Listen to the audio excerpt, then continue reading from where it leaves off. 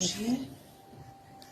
الان موقع که خوابت میگیره میخوام وقتی بزرگ شدش نشون بدیم پستینا کیلو گرفته.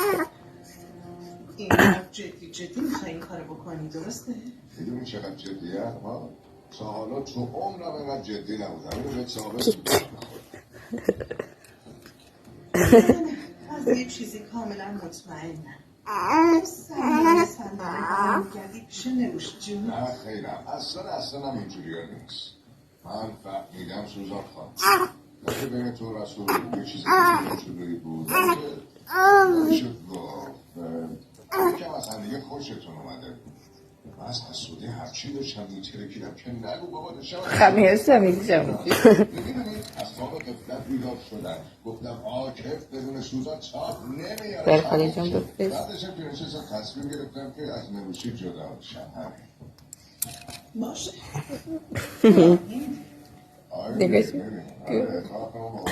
از ششات پیداست شیشه خوشگل مشخصه که اون بالا اما این با قضیه جدیه. این بار دیگه پاپسته میشم خودم رو ثابت میکنم. بله چمونن زیاد نره پسر چرا یاد داره ولی الان نمیخوره موقعی که خوابه اونجا میگیره. یه مرد کاملا مجرد شد تو بعدش ببینیم چی کار میکنه.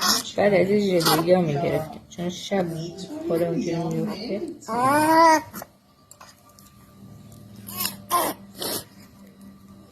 رسیده پرسی شده برای خب بسیار فیلم